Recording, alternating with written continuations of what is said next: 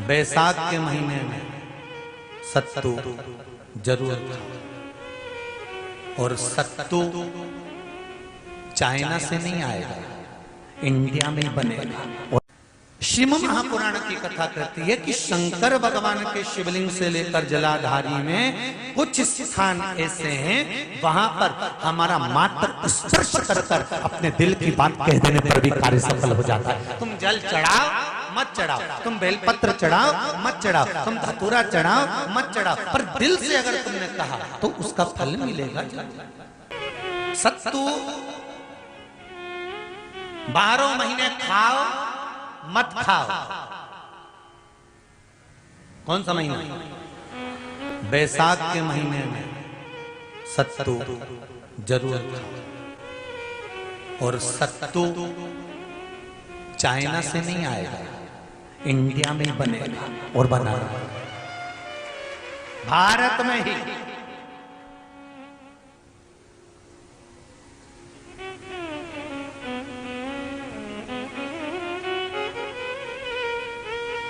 चलो आ जाओ गरुड़ पुराण में। मरने का 47वां दिन, जब मरेंगे तब गरुड़ पुराण बचेगी, पहले ही सुन लो। और जिसके पास में गरुड़ पुराण नहीं हो तो पंडित जी से मंगवा कर फिर पढ़ के देख लेना। मरने के 47वें दिन 47 डेज, 47वें दिन किस चीज का दान तुम्हारे सामने आता है? मरने के 47वें दिन। 10 दिन तक तो जीवात्मा घर की अटारी फिर थी, मरने के बाद 12वें के दिन चली जाती है।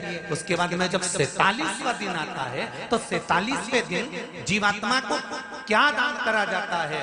व्यक्ति ने क्या पुण्य करा होता है कि उसको नरक नहीं भोगना पड़ता, बेतरणी नहीं भोगना पड़ती और सीधे बेतरणी से पार उतर जाता है। वो किस चीज का दान है? तो कहा शिव महापुराण में, गरुड़ पुराण में कि वो सत्तू का दान है जो बैसाख महीने में करा जाता है।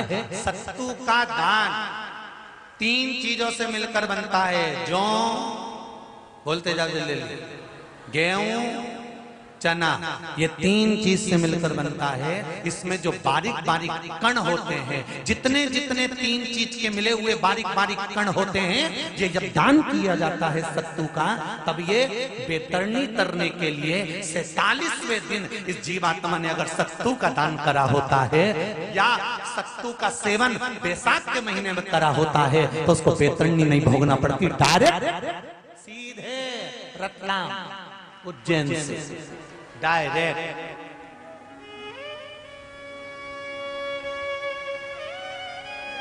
किस किस के यहां बनता है सत्तू?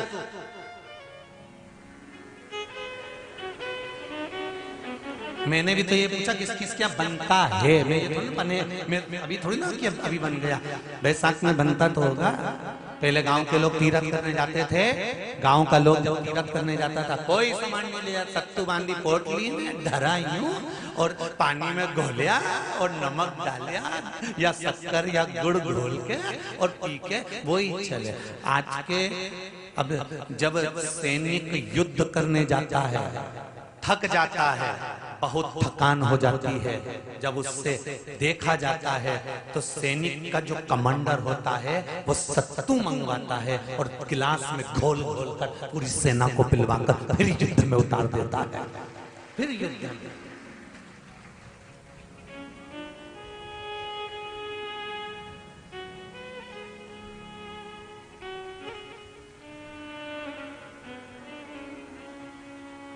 साधारण नहीं है महाराज। सत्तू में जितने बारीक बारीक कण होते हैं, जितने बारीक बारीक कण, अब तुम्हें काम करना, अभी जब फ्री रहो तो एक कागज पे रख के सत्तू का एक कण गिनना, 1 2 3 बारीक बारीक गिनते रहना जरा। तो तुम्हारा क्या जाए गिनने में? भगवान कृष्ण के हाथ में पट्टी बंधी थी तो उनने भी तो रुक्मणी को गिनने को दिया था, जरा गिन तो जरा इसमें कितने धागे। रुक्मणी जी ने कहा इसमें 9,999 धागे हैं। भगवान ने कहा बस यही 9,999 मुझे द्रौपदी को वापिस लौटाना है। गिनती लगा लो, अभी अभी लगा लो, ऊपर तो भगवान गिन के बता ही देगा कि तुमने जो सत्तू दान करा था, तुमने जो सत्तू खाया था, तुमने जो सत्तू भगवान को दिया था, सत्तू का लड्डू बनाकर तुमने बैसाख महीने में भगवान की जो पूजन करी थी, तो अमावस्या के दिन, पूर्णिमा के दिन या अक्षय तृतीया के दिन तुमने जो सत्तू दिया था, भगवान तो गिनती बता देगा कि उस सत्तू में कितना कण था, और अगर नहीं बताए तो तुम आंदोलन पे बैठ जाओगे। क्या हमें बताओ पहले हमने कितना सत्तू दिया था, उसमें कितने कण थे, बताना फटाफट।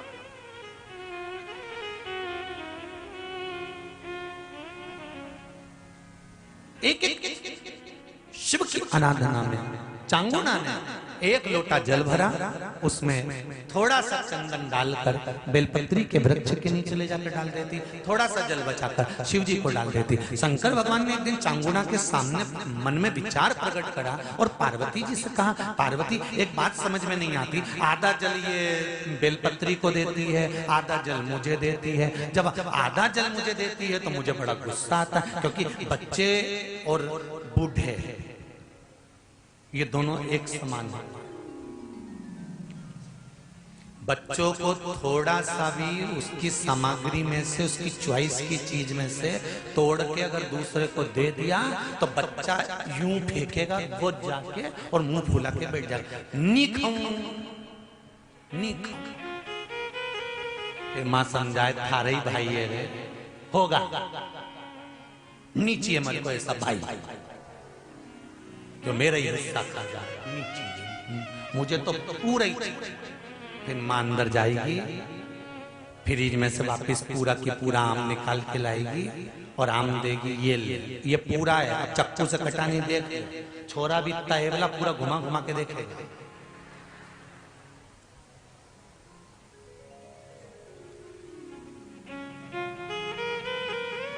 पूरा देख लिया तब नहीं। बच्चा ऐसा ही बुजुर्ग व्यक्ति होता है, बूढ़ा,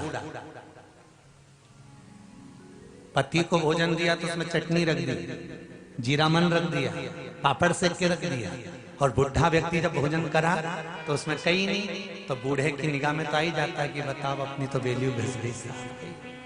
तो बच्चे के मन में और बुजुर्ग के मन में आ जाता है, बच्चा और बूढ़ा एक साथ। भगवान ने कहा ये आधा जल कहां डोल के आती है? पार्वती जी ने कहा उसके संतान नहीं है, इसलिए वो बेलपत्री की भी आराधना करती है और आप की भी आराधना करती है। ठीक है,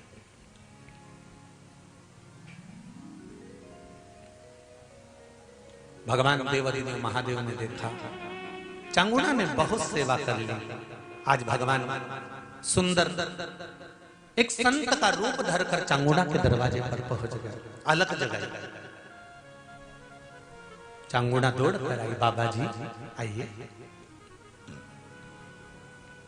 क्या लाऊं मैं आपके लिए? भिक्षाम देहि, भिक्षाम देहि।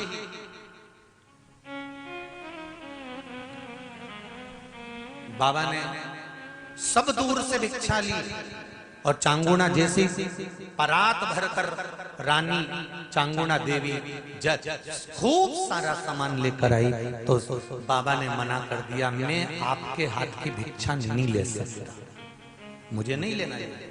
क्यों? कहा आपकी संतान नहीं है, आपकी औलाद नहीं है, संतान नहीं है, और अगर आपकी संतान नहीं है तो आपके हाथ की भिक्षा लूंगा तो मैं भिक्षा लेकर जाऊंगा कहां?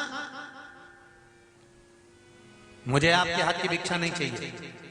इतने में चांगुना ने उस संत के चरण पकड़े और संत के चरण पकड़कर चांगुना कहने लगी, देखिए बाबा जी, जन्म मरण और परण ये तो तीन देवादिदेव महादेव के हाथ में है। संतान देना और ना देना ये शिव जी के हाथ में, शंकर के हाथ में।